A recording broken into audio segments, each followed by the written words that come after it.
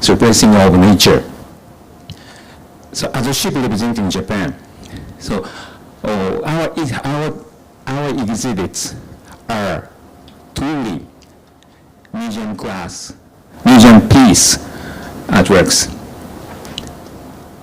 including exceptional pieces made by living national treasures, approved by the Japanese government for their unparalleled skills and their passion, rooted in history and to be succeeded to our future.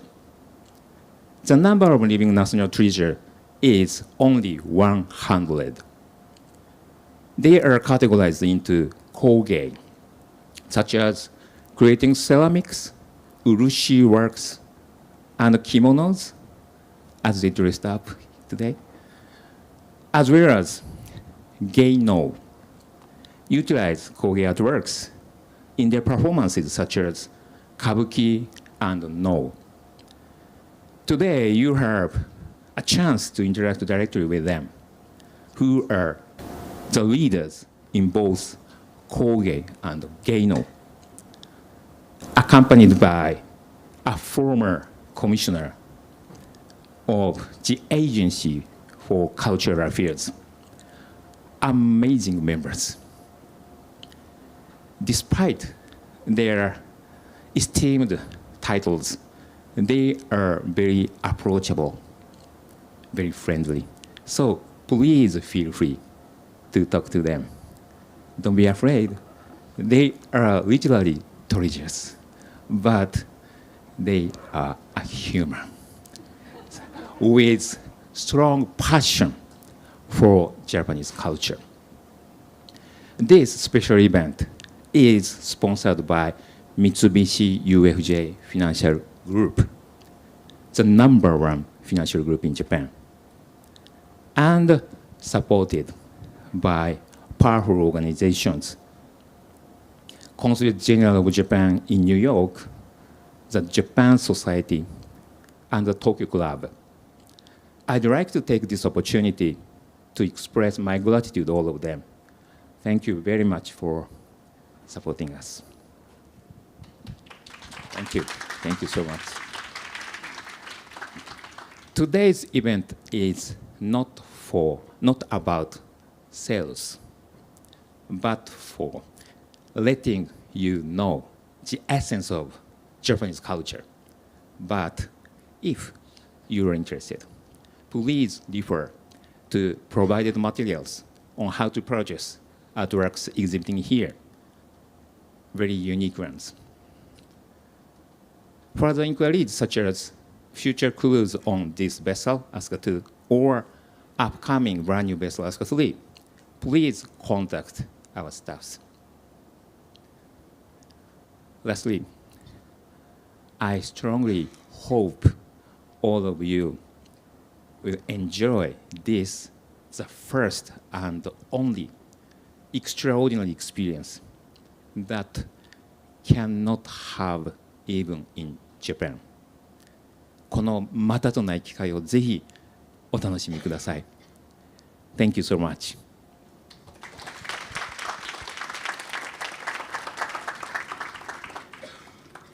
Thank you very much, Mr. Shinoda.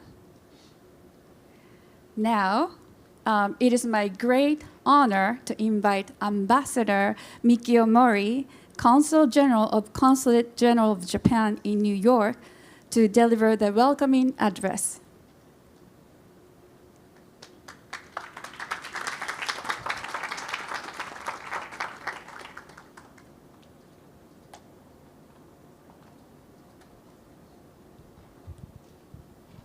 Good afternoon.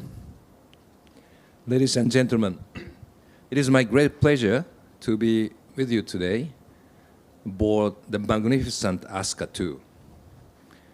Even these breathtaking views will be surpassed by the grandeur of Japan's treasured Kōgei art forms, which celebrate the rich heritage and artistry of Japanese culture.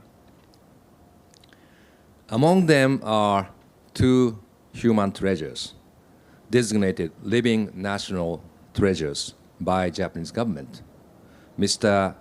Kazumi Murose, a master of Japanese Urushi lacquer and gold makie, and Mr. Genjiro Okura, a renowned traditional no theater drummer.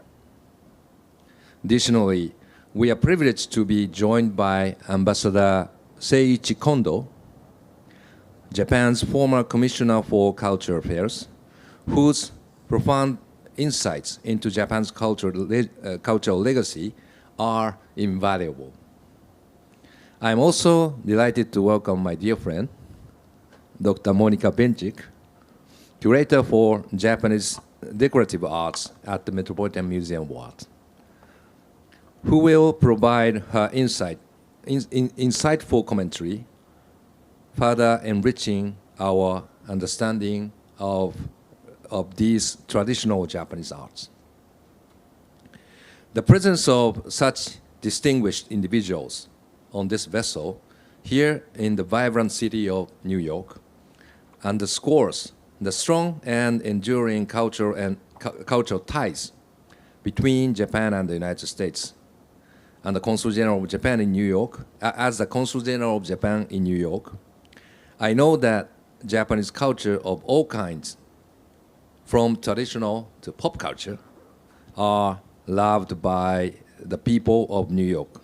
However, this event offers a rare opportunity to explore the depths of Japanese artistic tradition. Through the eyes and experiences of these exceptional masters in this extraordinary setting, I would now like to express my heartfelt gratitude to everyone who made this event possible.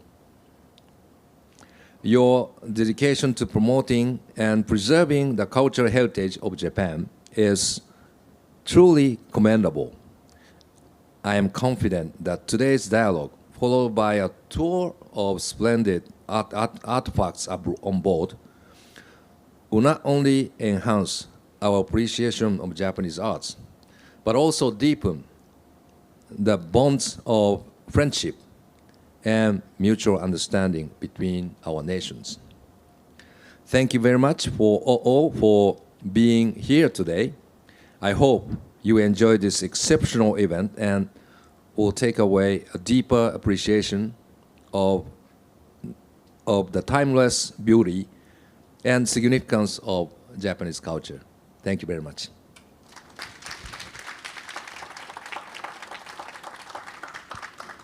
Thank you, Ambassador Mori.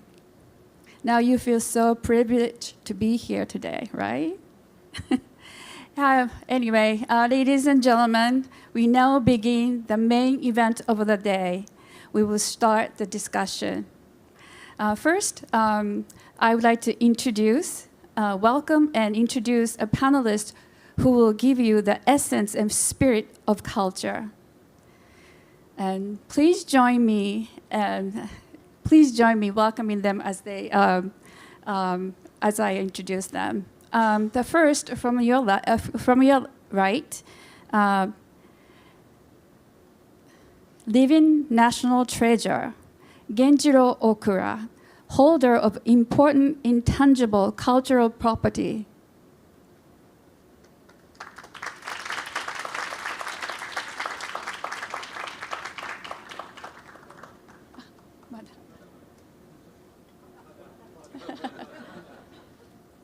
He's very eager to perform in front of you.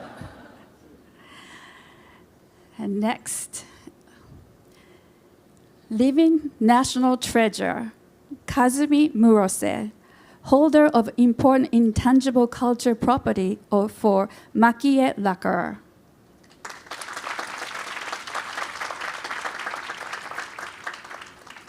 Next is Miss Monika Benchik from Diane and author Abby, curator for Japanese decorative arts, the Metropolitan Arts. She will be the commentator of the day today, and she also assists the translations.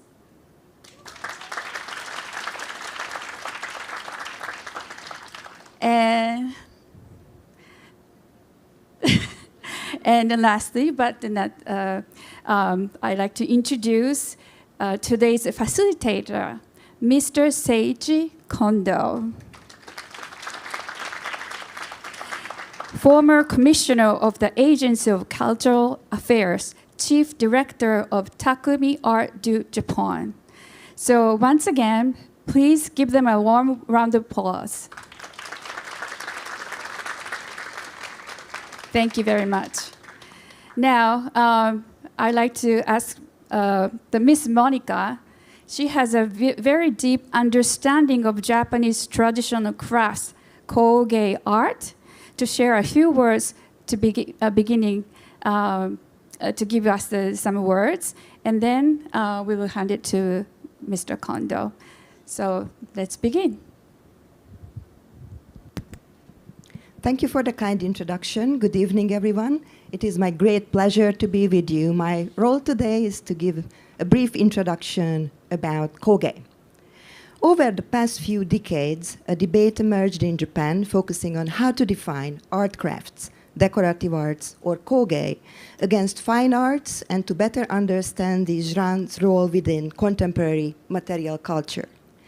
The name itself is an umbrella term covering a large and loosely defined area, and there is even disagreement about the term itself, such as whether the best is to use crafts, art crafts, Kōgei, or decorative arts. One of the underlying issues of the problem is that practitioners, as well as several art historians, feel that crafts are relegated to a secondary position and somewhat marginalized by fine arts. They argue that, especially in Japan, traditionally, there was no such hierarchy and distinction, and the adoption of the Western art system in the early Meiji period created this drift. The birth of Japanese art history writing coincided with the creation of the term bijutsu, fine art, and Kōgei crafts or art crafts, translated from German in 1873 at the time of the Vienna World Exposition. Around that time, Kōgei was actually a much broader concept, including a range of handmade objects as well as industrial products. Even Buddhist sculpture carvers and metalsmiths were included in the concept, and folding screens or byobu were listed under Kōgei and furniture, chodo. The definition of Kōgei kept changing over the 20th century, however, maintained a strong connection to the art education and government-sponsored exhibition systems, primarily the annual traditional Japan Art Craft Association exhibition, the Nihon Dento Kōgei-ten, and the Nitten, the Japan Fine Arts exhibition. The studio craft movement emerged around the late 1920s, and recently there are numerous independent artists active as well. One sub-issue of the ongoing debate is where to reposition Kōgei in the current art world. Many voices argue that the unified art space should somehow be recreated as it was before the arrival of the Western concepts, to return to the traditions. The stance of the Traditional Art Craft Association is probably closest to this thinking in the sense that they aim to preserve traditional techniques and functional object types.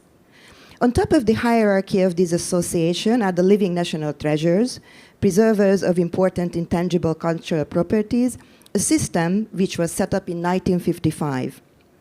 Intangible cultural properties with great artistic and historical value were selected for designation as important intangible cultural property under the law in 1955, and the Commission redefined the term in order to restrict its use to the performing arts, such as no, ningyo joruri, and kabuki, as well as art crafts or Kōgei. In 1955, the first 30 such holders were designated. The total number of living national treasures is limited to 116, out of which 58 represent the field of art crafts. They play a vital role as mentors, passing on their skills and expertise to apprentices, ensuring the continuity of these ancient crafts for future generations. We are very fortunate at the Metropolitan Museum of Art to own several Japanese decorative art collections which reflect the transition in the world of Kōgei around the early Meiji period in the 1870s. The first official bequest to the museum came in 1881 and is the collection of Stephen Whitney Phoenix, which included an array of fine Japanese lacquers that had been on loan to the museum as early as 1873. Phoenix traveled extensively in Europe, China, Japan, Syria, Egypt, and the West Indies, being interested in the history of the countries he visited, and assembled a remarkable collection of natural objects and art. His collection includes one of the masterworks of our Japanese lacquer collection, a portable writing box, a kakesuzuribako, made by the Koami Workshop, official lacquer artist to the Tokugawa shogunate. In the Edo period, they were, in some way, the top lacquer masters, just like a living national treasure, like Murase sensei today. At the same time, he acquired contemporaneous Meiji period lacquer works as well, made as commercial products, reflecting the changing taste of the 1870s. The name card holder on the right side was actually made for Westerners by Japanese lacquer artists. The 1870s was a decade of heightened interest in Japanese decorative arts in America, engendered in part by the Centennial Exhibition of 1876 held in Philadelphia. Louis Comfort Tiffany assembled a collection of Asian art from which he adopted techniques and designs for the sumptuous goods he produced for New York's high society. Edward C. Moore, Tiffany & Company's artistic director and chief designer of silver manufacturing, bequeathed his extensive holdings of Japanese textiles, ceramics, metalwork, and bamboo baskets to the museum in 1891, together with Islamic and European pottery, metal, and glassware. Among his collectibles was this large bamboo basket signed by Hayakawa Shokosai I. Shokosai is believed to be the first master craftsman of baskets to sign his compositions, a costume probably inspired by Western artists amid the Meiji period modernization of the Japanese decorative arts. The signature here would have also indicated that this Chinese-inspired karamono work were actually made by a Japanese master. So it's an expression of pride in his own work. Signing decorative artworks was an important step towards the modernization of bamboo art and the whole field. While on honeymoon with his third wife in 1892, Charles Stuart Smith, a Met trustee, acquired more than 400 high-quality Edo period ceramics and a selection of paintings in Yokohama, including this impressive Hirado blue and white freshwater jar. The other freshwater jar, made by Makuzu Kozan in the 1870s, features a whimsical composition with a procession of grasshoppers and a few wasps. The grasshoppers carrying flowers as weapons and insignia accompany an insect cage that echoes the palanquin of a high-ranking lady in a wedding procession of a feudal lord's procession. Inspired by paintings of the same subject, it is a humorous, caricature-like depiction of Edo period samurai culture. The Makuzu Workshop exhibited a wide range of ceramics at the Philadelphia Centennial Exhibition in 1876. Henry O. Havemeyer, the Sugar King, traveled to Philadelphia in 1876.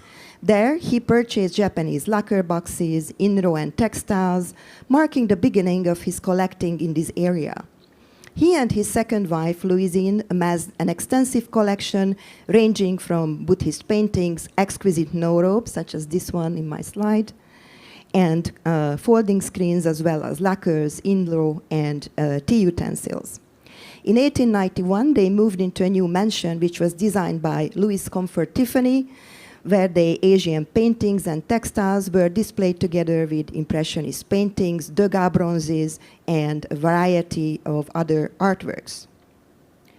Now we are fast-forwarding history to recent years, and I would like to quickly introduce a few exhibitions I organized for the Metropolitan Museum of Art featuring Japanese decorative arts.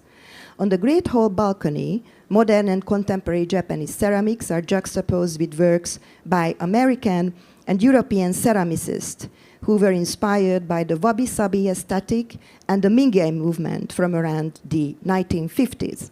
It is a joint project with the museum's modern and contemporary art department.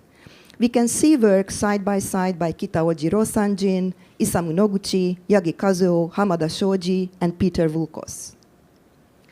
The Japanese Bamboo Art exhibition in 2017 featured works from the Diane and Arthur Abbey collection, and I examined the 3 distinct production areas, Kansai, Kanto, Kyushu, focusing on artistic lineages, such as the 4 generations of the Tanabe Chikunsai family.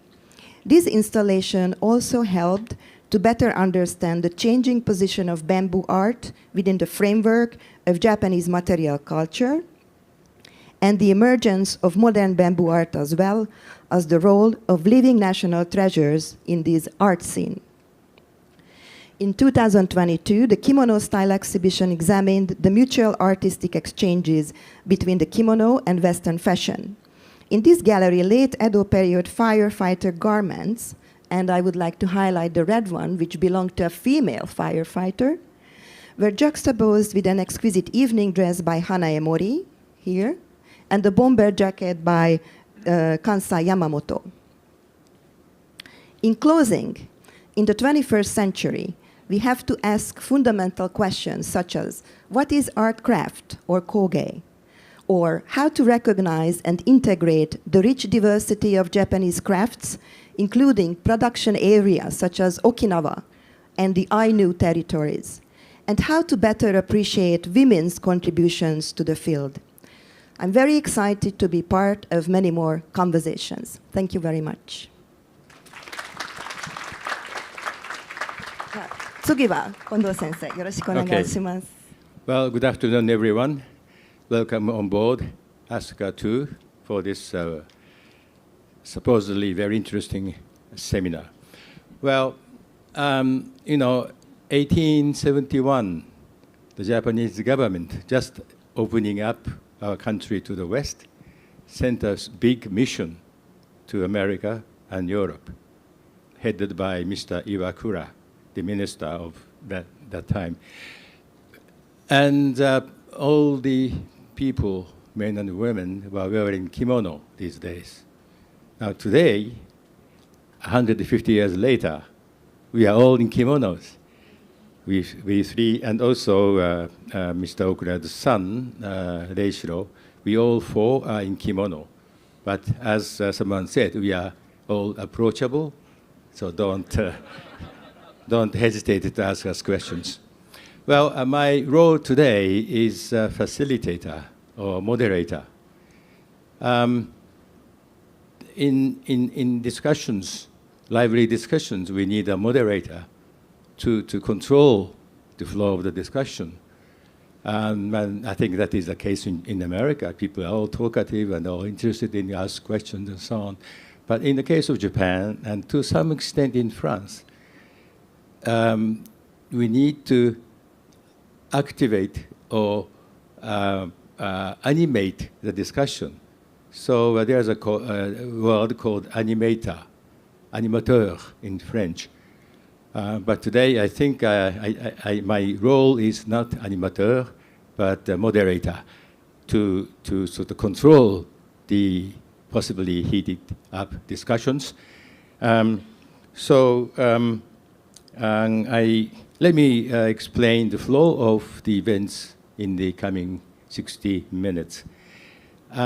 First of all, I will ask Mr. Okura, the living national treasure of shoulder small drum, and his son, to play a prelude to this seminar. Then I will ask Mr. Murose to speak about his very expertise area, Urushi, with the help of a video. Then we go into discussion amongst ourselves, including Monica-san. Then around 2:30, we will end up with this discussion But I'm sure you have so many questions.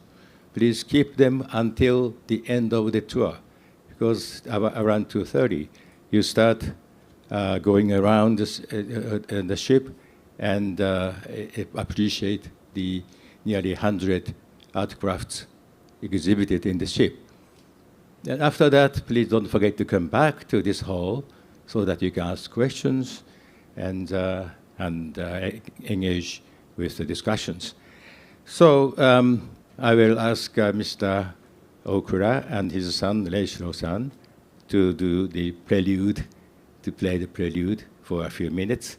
So please come to the stage.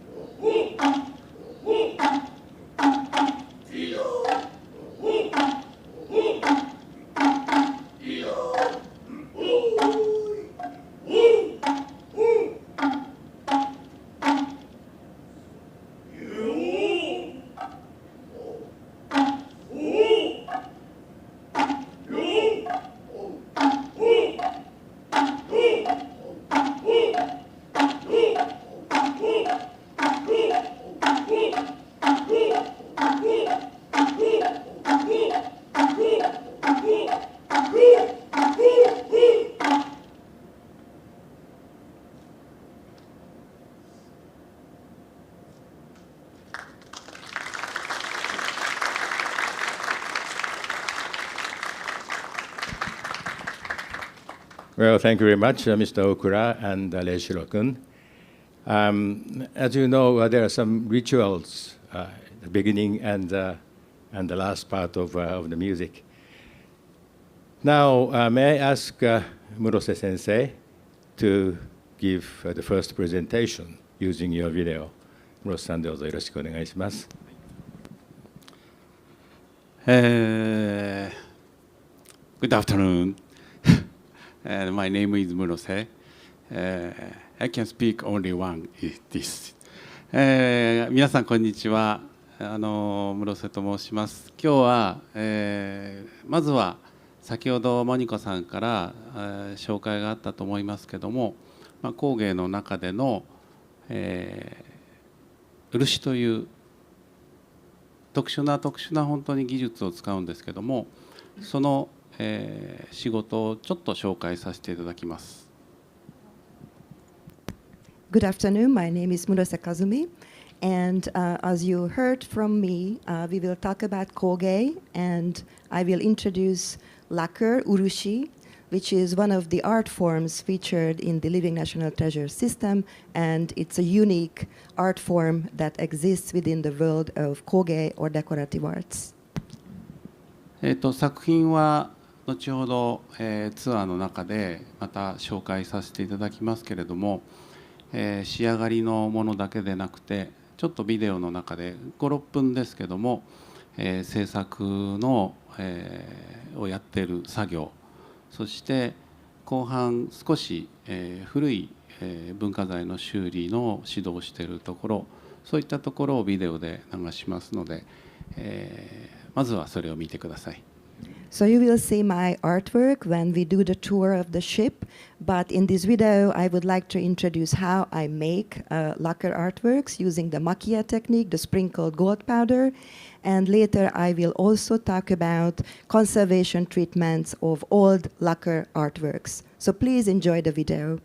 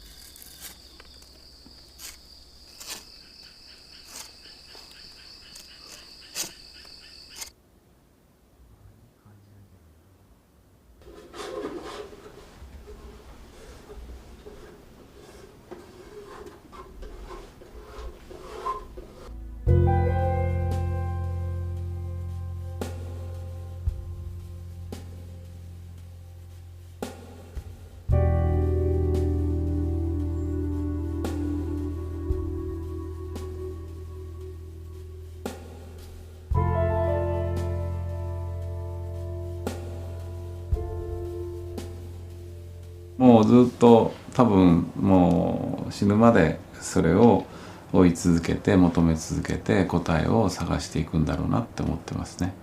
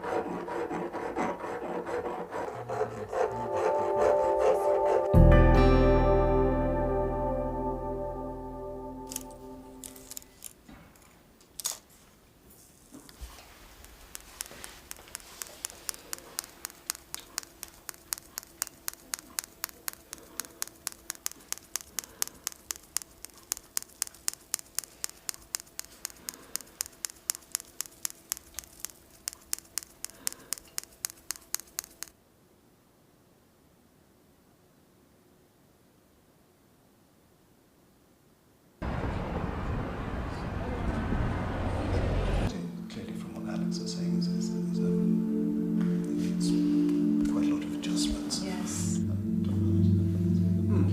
ワックスをかけて磨いたんですね。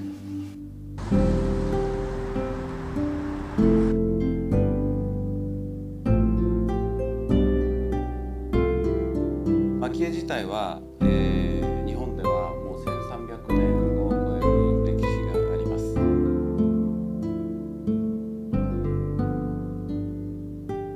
こんな素晴らしいものが日本にあるんだよっていうことをもっともっと世界の人に伝えたいっていうそういう気持ちが多分繰り返しこちらに足を運ばせるのかなっていう気がしてますけどね。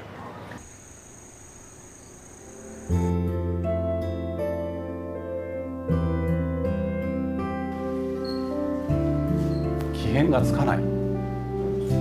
なぜだ。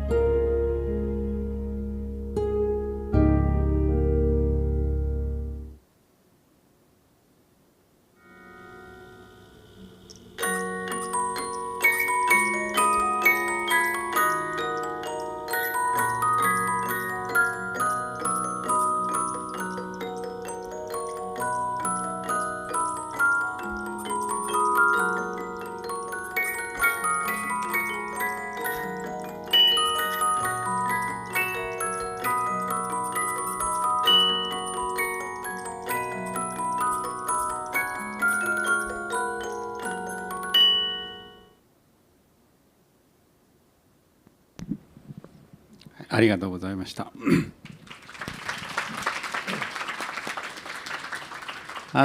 今ちょっとご覧いただいた数分の、ビデオですけど、実際はたっぷり12ヶ月かかってます。So you could see only a short video, maybe a few minutes, but it's like 12 months work, which was just summarized for you. 後でも少しお話しさせていただきますけれども、画像に映ってました一番最初の漆という樹液です。これは漆の木という植物の樹液を使って、この造形をしていくっていうことがまず一番大事なポイントです。So the material we use in Japanese lacquer art is urushi, which is a sap of the Urushi or lacquer tree, which is native to East Asia. We don't have it in the US. That material is the core. This is what defines lacquer art. We don't like to use lacquer because lacquer exists in the West as well, so we prefer to use Urushi. So I will use Urushi from now on. そうなんですね。本当に英語で言うとラッカーになってしまうんですけども、ご覧になったように漆というのは植物性の、天然素材であるというこれが一番私たちにとっては、大事な、素材です。Urushi is a natural material. It's taken from a living tree, and very interestingly, it remains a living material even if it's applied on an object. That defines what Urushi art is. そして漆で、模様を描きまして、その上に画像であったように粉筒という道具を使って金で金の塊をヤスリで下ろした粉を巻きつけて、そして絵にしていくというこの仕事が、実は平安時代に完成しまして、およそ1300年現在まで何一つ技術的には変わってません。So the makia technique that you could see in the video was established in the Heian period. It has a very long history in the Japanese tradition. The idea is to draw a design on an object using the urushi that has a strong adhesive power, and when you sprinkle gold powder into it, it's going to capture the powder, and with that technique you can create compositions, images on the surface of lacquer objects. That's the basic idea of makia, which is translated a sprinkled picture. おそらく先ほど大倉さんが演奏された鼓の音、これも数百年前も同じ響きをしたと思いますし、先ほど画像に出てきました、金粉を弾き落とす音、これも、おそらく1300年前の音と全く変わらないというふうに思ってます。So the basic idea of the technique has not changed since the Heian period for more than 1,000 years.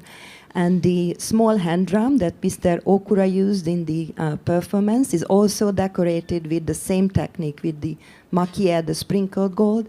And as the makie technique has not changed for hundreds of years, the sound of the small drum has not changed for hundreds of years. そうですね。ここで今回大倉さんに演奏していただいた、鼓の銅、これは実は400年前に作ったものです。So the body of the small hand drum that Mr. Okura used is actually 400 years old. 素晴らしい、もう日本の、伝統的なこのような演奏はもう私たちがやっている工芸と全く結びついて、どちらも、欠かすことができない文化です。So this is a good example to understand the strong connection between art crafts and performing arts, because Mr. Okura would not be able to use the drum, wouldn't be able to perform without Mr. Murose's makie technique. So there is a very strong connection between various art forms in Japan, and the makie drum is a great example to understand the materiality of this connection. 実は数年前にもっと古い、600年ぐらい前の、鼓の銅を、だいぶ傷んでて、私が大倉さんの持ってる鼓の銅を預かって、修理をして、漆で直すんですけども、歴史は変えないで使えなかったものを使えるようにするというのが、先ほど映像で見た最後の方にあった文化財の修理というのはまたそういう分野があります。Actually, Mr. Okura owns an even older hand drum, a 600 years old kozotsumi, which was in very bad condition when he took it to Mr. Murose's workshop.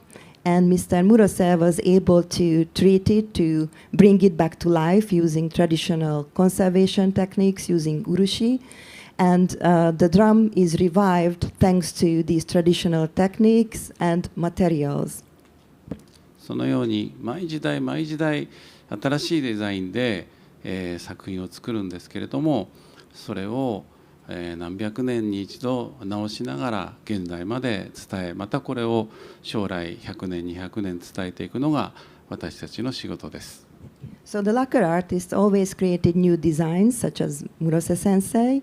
But when an object gets older, it needs conservation, it needs maintenance. And with the help of these ancient techniques, you can keep these objects alive and bring them down in history. And this is one of the responsibilities of Mr. Murose as a lacquer artist and conservator.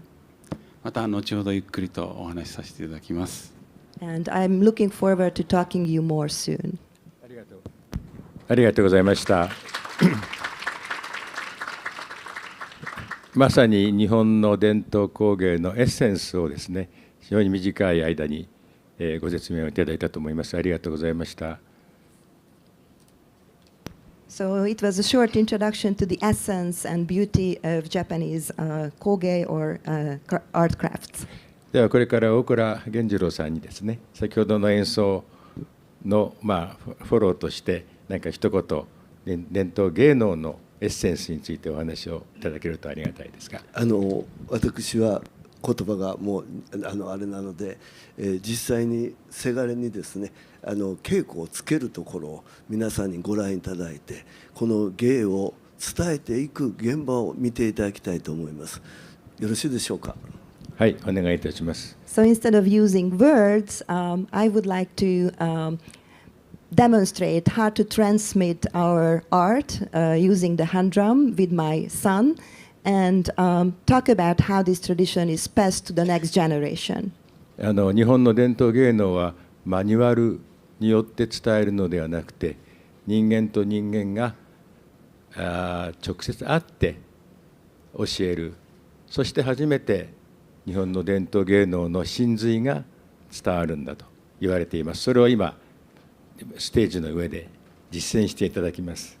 So traditional crafts are not transmitted by reading books or manuals. It's transmitted between humans. So you will see a demonstration how these art forms were transmitted historically without modern technology.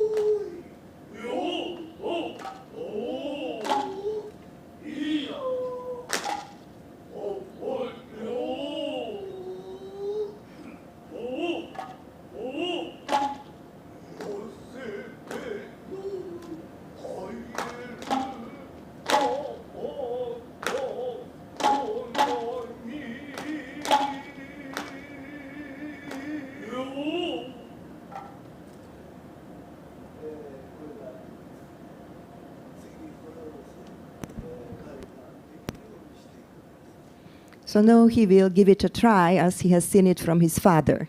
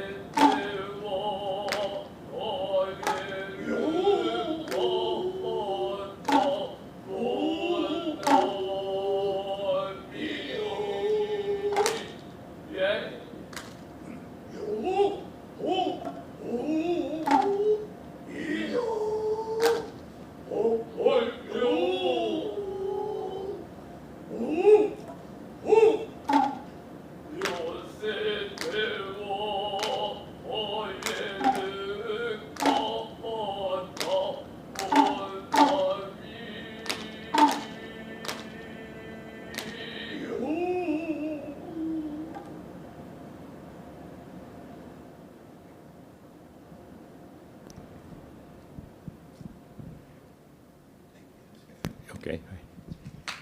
Thank you.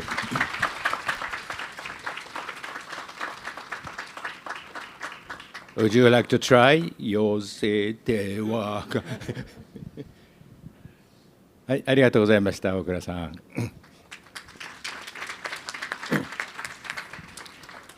それではですね、4人でのディスカッションに入りたいと思います。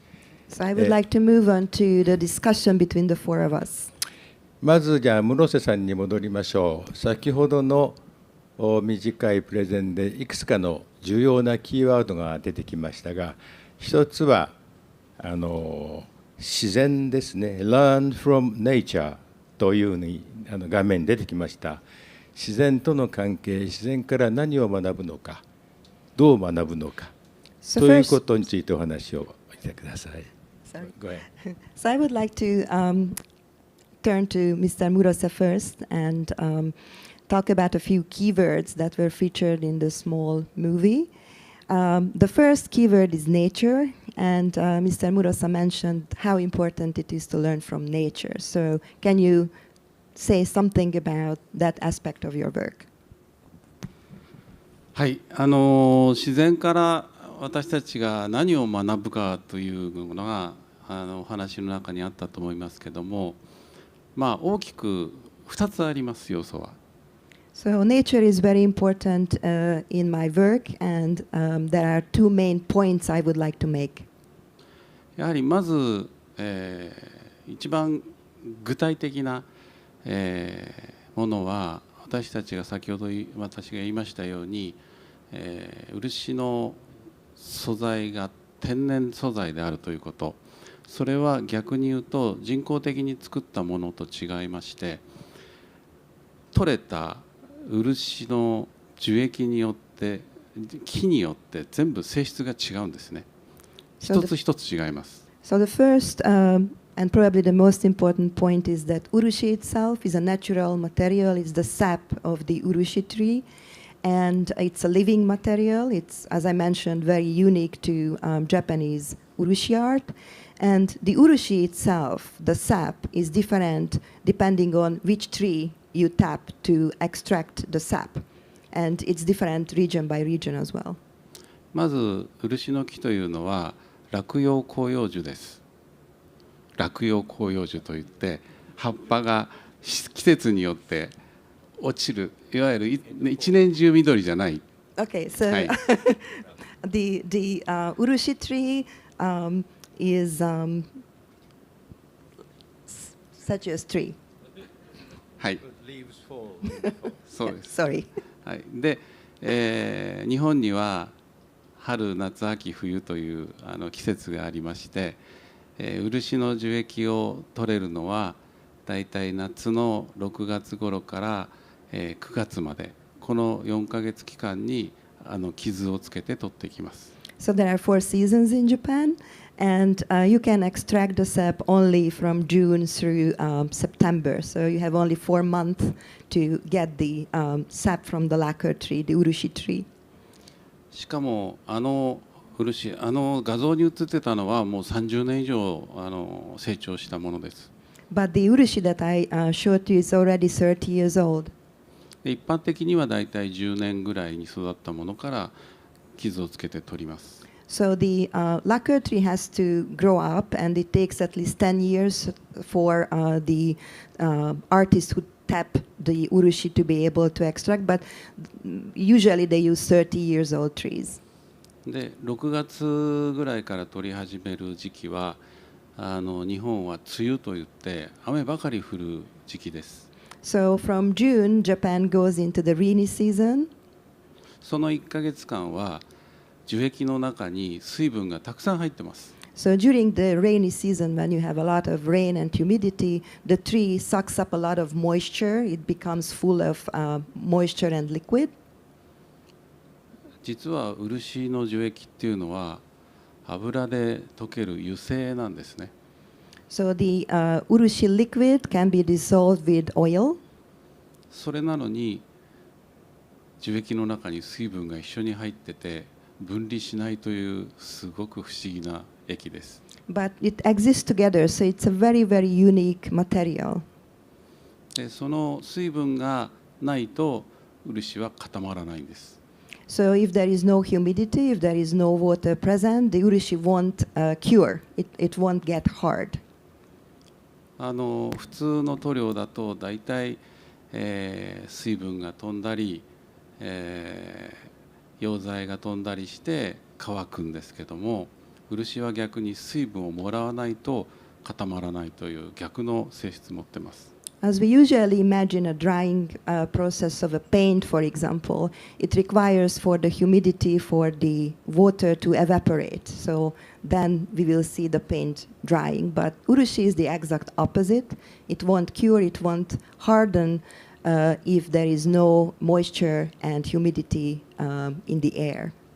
ですから傷がつくとすぐにその傷を塞ぐために出てきて、人間で血液と一緒でそれが空気と水分で固まって傷を塞ぐ、そしてかさぶたを作っていく、そして自分の身を守る、このために出てくるんです。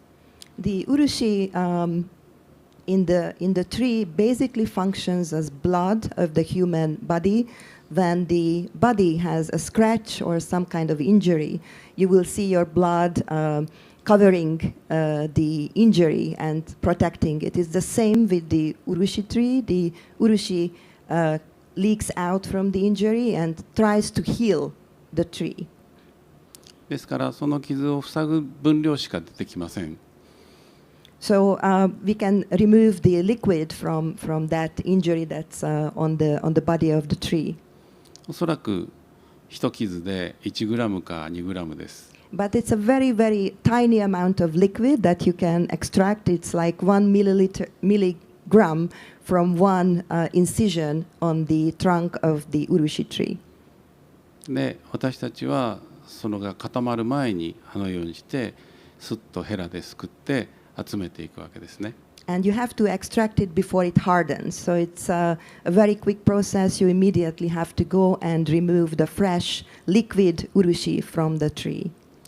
そして9月まで取ってだいたい10年経った漆でこのコップに1杯か1杯半ぐらいしか取れないです。So they keep repeating the process, making incisions into the trunk of the urushi tree, collecting the liquid little by little, and you can continue it from June to September, but you can get as much as this little cup from one tree which is 10 years old.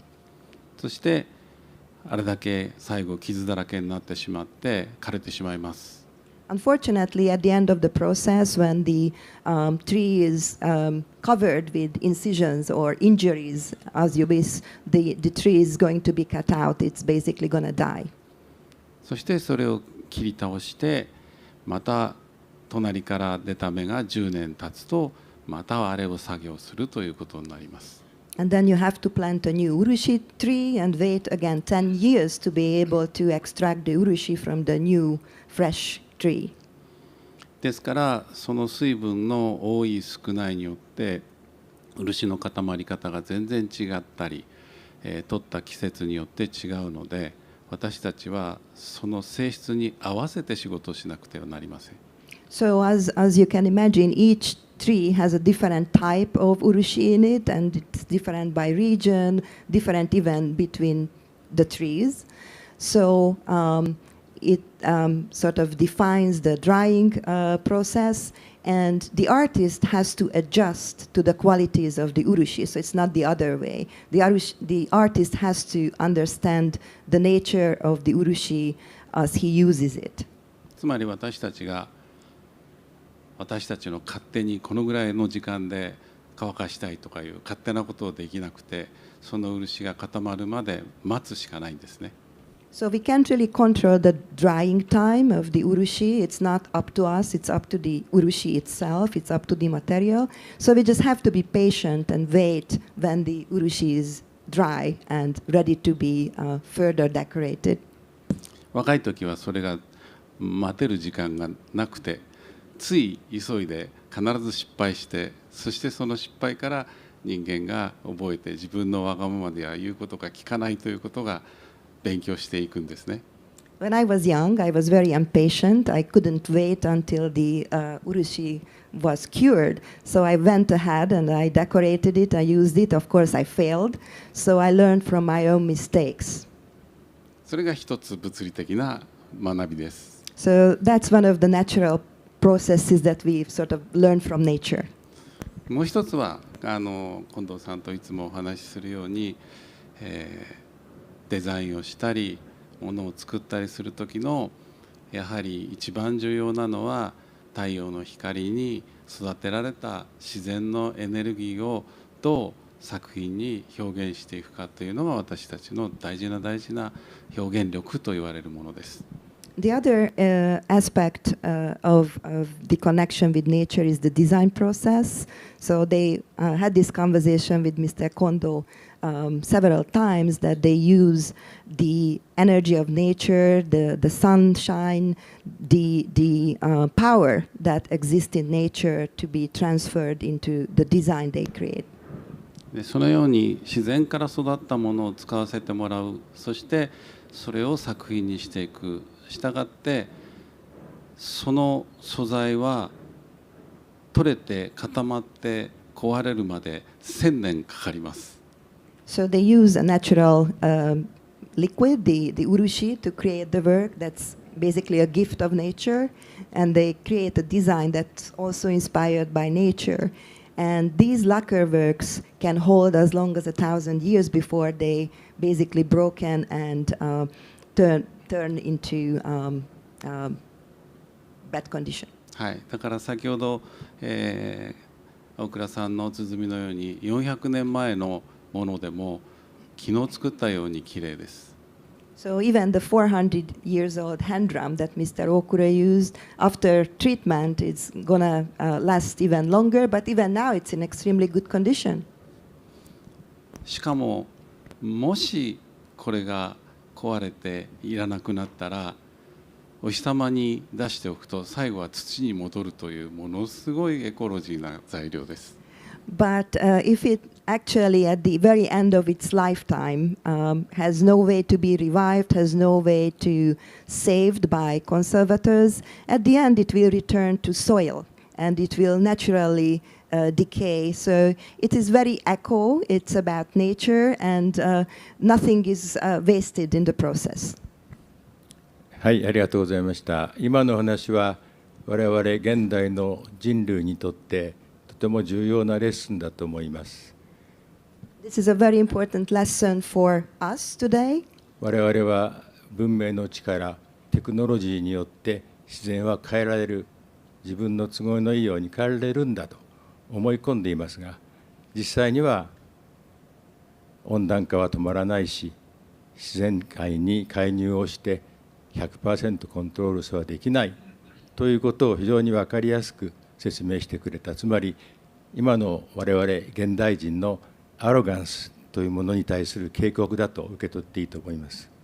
So an important lesson learned from Mr. Murose's Hanashi and from the Urushi is that after the Enlightenment, we humans started to feel that we can control nature, we are in charge, and we can be the rulers of the earth. But actually, we cannot control the global climate issues. We cannot control a lot of things that we probably wish to do so. But nature is more powerful, and we actually have to learn from nature and not try to overpower it. それでそうやって作ったものは1000年続くとおっしゃったのは、まさに今の最大の問題であるサステイナビリティにとって自然のままにするのが一番いいんだということを示していると思います。And something that was produced using natural materials such as wood and urushi will last for 1,000 years. It's wonderful. It's great for ecology. It's great for the earth. And again, it's a lesson that we learn from the natural way that art crafts were produced in Japan. 源次郎さん、芸能の分野でですね、今の自然との関係とかについて何かお話がしていただければ。おっしゃったように、今通訳します。Mr. Okura, do you have any comments about the connection between nature and performing arts? 能楽の世界には、自然と人工、いわゆるこの2つの対比するものの調和っていうのが絶えずテーマに描かれているものが作品が多いです。So in the performing arts, there are lots of utensils that are decorated with natural patterns. So there is a very strong connection there. これはやはり日本が自然災害も多くて、逆に四季の恵みが大変素晴らしくあったということが、人を育てる原因になったからだと思っております。So the changes of the 4 seasons is also a powerful motive, and also people grow up with the changes of the 4 seasons. So it's something that they would like to depict on utensils and musical instruments as well. 鼓のね楽器ということで言いますと、外国いわゆるオーケストラのティンパニーなどはいい音のレベルがきっちり決まってるわけですよね。それに対して小鼓は、日本の鼓は、自然が湿度が高くなったり乾燥したりして鼓の音でも一つではありません。先ほど2つありましたけど、一つは硬い音、一つは柔らかい音がしてるわけです。それでも鼓の音なんですね。その鼓にとって一番いい音、これを作りなさいっていうのが私たちの考え方。So as you could hear the sound of the small hand drums, it's beautiful, but actually the sound depends on the environment, like what kind of humidity there is in the air, whether the drum's body is dry, and the sound is changing. It's very different from Western instruments when you have a constant sound of an instrument, and they are always eager to find the best sound. This is one of their challenges in their performing art. So please listen to the sound.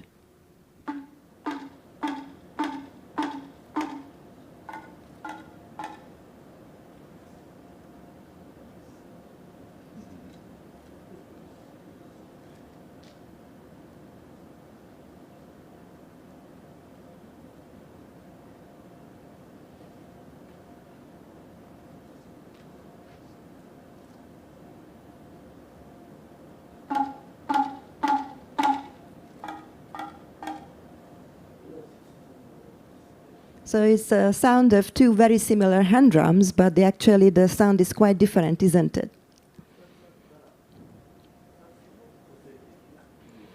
And each has its own individual sound, very different. それぞれの個性を認めていく。 And they are like individuals. これがいわゆる楽器に対する私たちの考え方になる。And we consider them as such. We relate to them as individuals. はい、ですから自然に生まれるその中で一番いいものを作っていこうという考え方が根底にあります。And we would like to produce the best that's possible with the help of nature. 西洋の音楽では絶対音とありますよね。A の音、ラの音、五線譜があって音は全部絶対的な音として決まっていますね。日本の音楽はそうではなくて、その日の気候とか湿度とか自分の声の調子によって変わるんですね。絶対的な音というのはない。So in Western music, you have defined sound systems, but in Japan, it's not the way the sound of an instrument or a drum changes by the day, by the weather, so there is no such thing as we know in Western music. それが先ほどの室瀬さんのおっしゃったことにも通ずる日本の伝統文化は自然に常に一体となって自然に合わせていく。人間は偉いんだ。だから人間が決めた絶対音で全部やるんだ。というような発想ではない。どちらがいいか悪いかということではなくて、その自然に合わせるというのが日本の古来の文化の精神であるということをお二方が意味軸もおっしゃったと思います。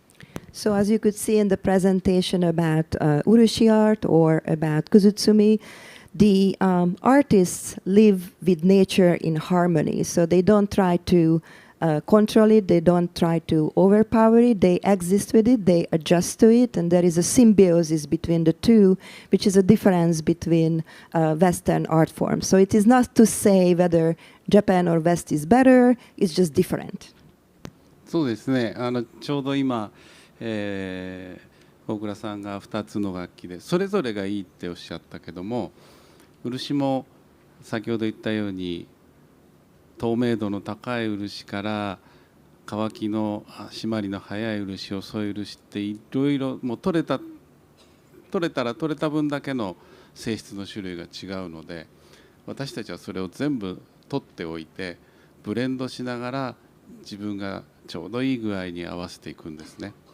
そういう自然のものと触れ合うっていうのはそちらにいかに合わせるかっていうのが芸の音楽と美術は全く同じスタンスだと思います。So both hand drums had a great sound. So it depends on us how we're going to use them, how we adjust to it. And it's the same with Urushi. There are different Urushi. There are some which has more transparency. There are Urushi which are easier to cure, to dry. And we take all and we keep them in the workshop. And depending on the artwork, depending on our goal, we will sometimes even mix them or just use the one that's best for our purpose. But we don't try to control them too much.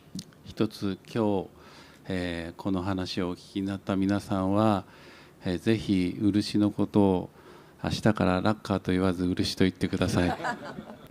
So I would like to ask everybody that from tomorrow, please don't use the word lacquer, use the word urushi when you talk about Urushi art.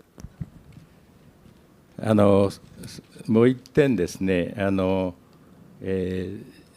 漆の作品でもあるいはおのおのパフォーマンスであっても、それはその例えば蒔絵の作品の物質的な価値ではなくて、そこにいかに作家が丹精を込めて心を思いハートをそこに入れ込んでいるか、そしてそれを使う人コレクターがそのものではなくて、そこに秘められた作家さんのハートを感じるかという、そういうそのものは心と心の媒体だという面が日本の伝統工芸には強い、伝統芸能には強いと思います。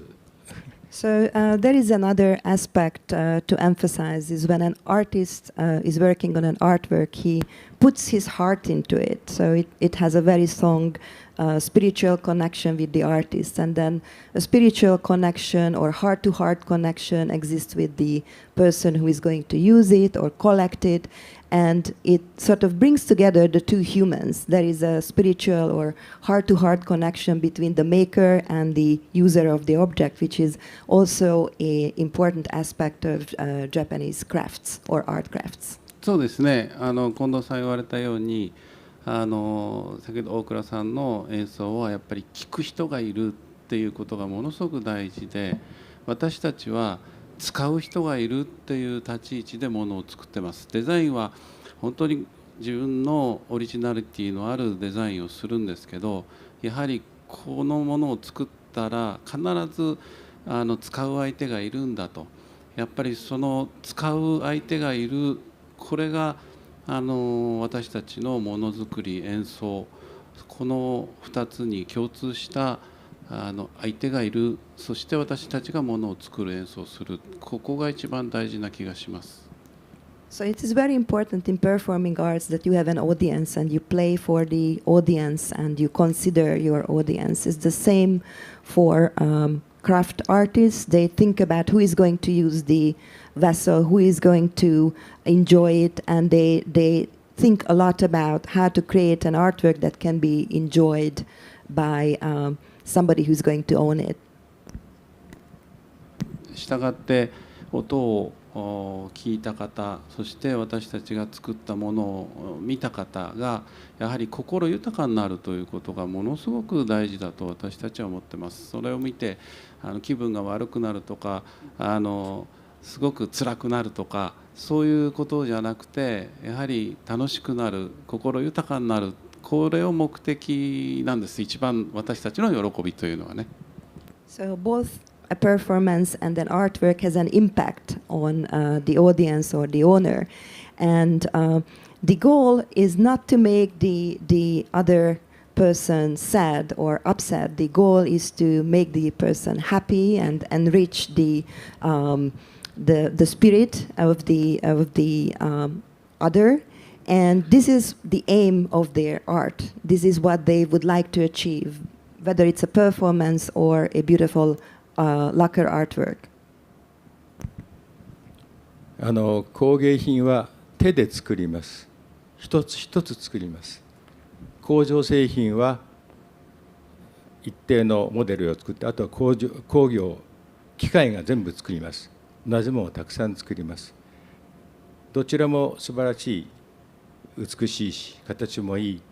でも先ほどのそのスピリチュアリティというか、作家さんの思いが込められているのが伝統工芸であり、工業製品は単にデザインだけですね。同じものがたくさんあります。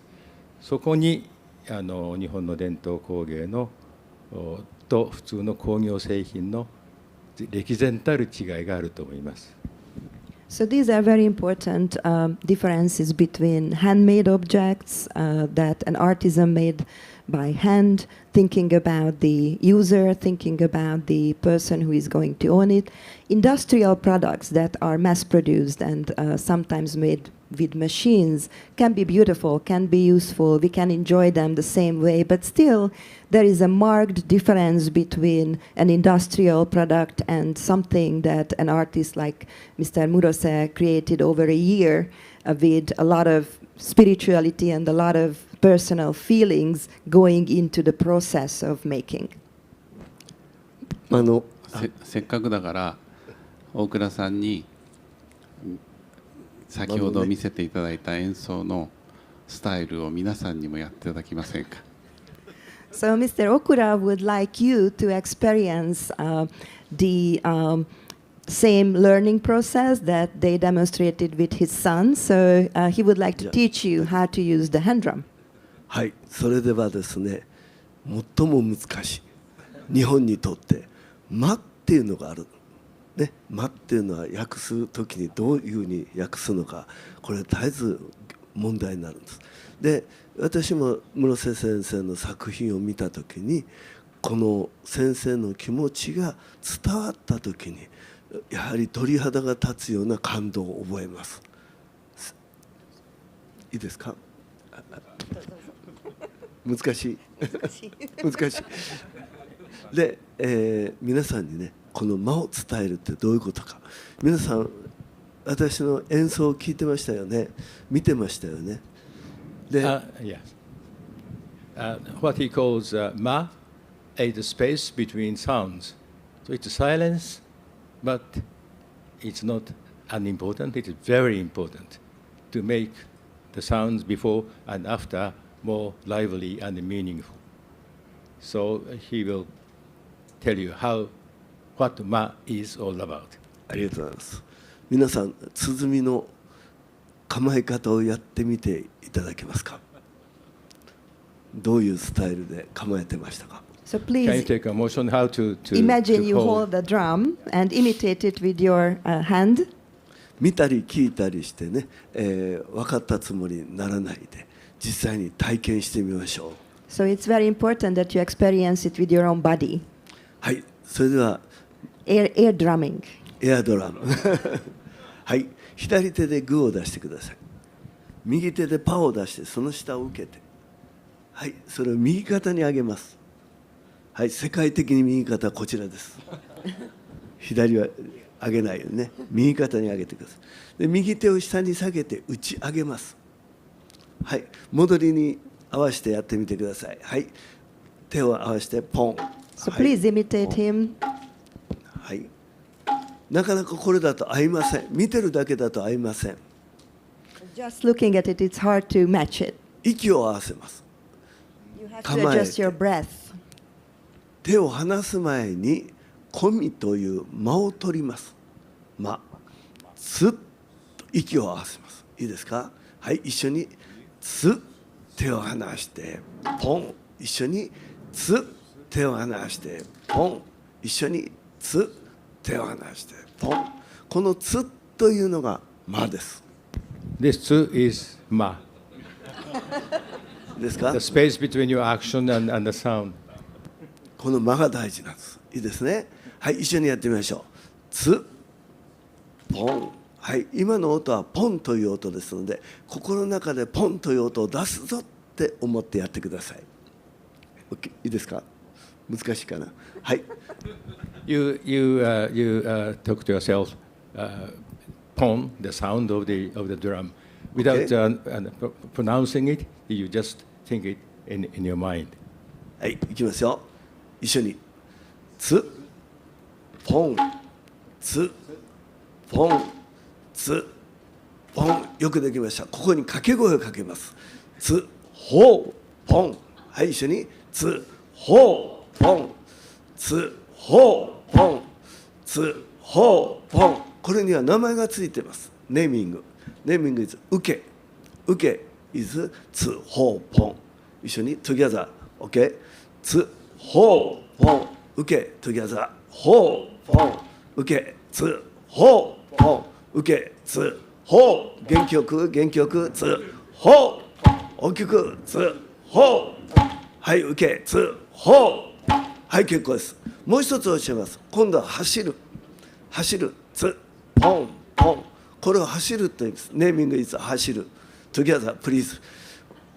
走る。つ、ポン、ポン。走る。つ、ポン、ポン。走る。つ、ポン、ポン。受け、つ、ほう、ポン。受け、つ、ほう、ポン。受け、つ、ほう、ポン。走る。つ、ポン、ポン。走る。つ、ポン、ポン。ベリーグッド。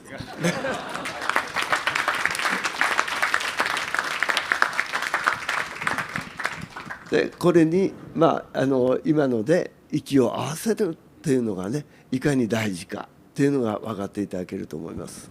It's very important that you adjust your breath to the rhythm of the drum. ですから私たちは指揮者がいません。いなくてもこの息を合わせて演奏します。In Japanese orchestra or in musical groups, we don't need a conductor because we know each other where to make a sound. 息を合わせるね。これにですからあと掛け声が非常に大事な要素を持っている。掛け声、ボイス、なんだろう。サウンドかな。Some vocal sign. Oh, like this. Okay. So we don't need conductor. We just sort of use this sense of simultaneous breathing and making a sound. So if you look at the no play or Japanese orchestra, traditional Japanese orchestra called gagaku, there are no conductors. They're just players without looking at themselves. They feel that when simultaneously you can make sound, you can make keep some space, silence, and then when to start again. So this is quite different from Western orchestra. もうちょっとやっていいですか。Go ahead, go ahead. コンダクターがいると位置がこうやって出せるんですね。でも私たちは掛け声で一拍目を表します。頭っていう声を、頭っていう掛け声をかけるんですけど、これがはい頭。これが一拍目という合図です。This is the first in the Western orchestra. If there are four beat. 8ビート。8 beat. The first beat is the conductor just brings down the stick, but in the case of Japanese drum, 掛け声で一拍目を知らせます。vocal sign is the first, and then you play from the second sound. Please together, head 頭。いやー、一緒に together。はい構えて。いやー、受けつほうぽ、受けつほうぽ、走りつぽぽ、頭。いやー、受けつほうぽ、受けつほう、走りつぽぽ。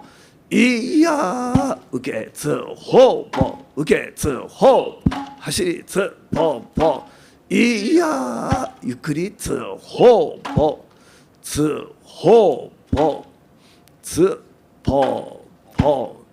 いやー、受けんほうぽ、受けんほうぽ、走りつぽぽ、頭。いやー。はい、ありがとうございました。で、これが息を合わすっていうことですね。Well, I hope you all remember how to beat the drum, and after the tour, you come back to this hall, you do it, right? Please don't forget to how to sort of make a simultaneous sort of breathing and making sounds. どうぞ。はい、エア鼓もぜひ皆さん広めてください。エア鼓、yes. All right, I think time is almost up, and you will be separated into 3 groups, and you have all sort of a colored sort of signs. So please enjoy yourself looking at the nearly 100 exhibits, keeping in mind what we have discussed, you know, friendship, relationship with nature, and also spirituality embedded in the product, which serves as a sort of a transmission between one person's mind and the others. And then you come back with many questions, hopefully, and we engage in some discussions, 20, 30 minutes. That is what happens in the coming 2 hours or so, maybe 1.5 hours, yes. So thank you very much for your participating in this discussion, and please enjoy the touring, looking at the real product, and please come back. Okay, thank you. Thank you very much.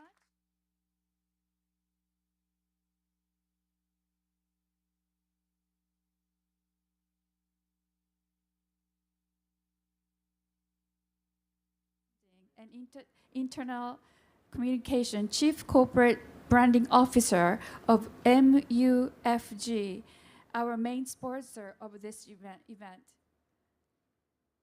Please welcome Ms. Shikimori. Good afternoon, ladies and gentlemen. My name is Akiko Shikimori. I'm a Chief Corporate Branding Officer at MUFG. Thank you very much for this opportunity to introduce MUFG Kogei project. Let me explain about why financial companies support Japanese Kogei.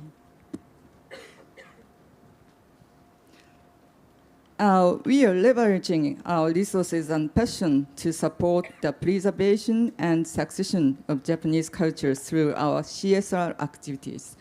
The basic policy of these activities is MUFG Way, which is our corporate philosophy, committed to empowering a brighter future. MUFG Kogei project, which was started last August, embodies this dedication.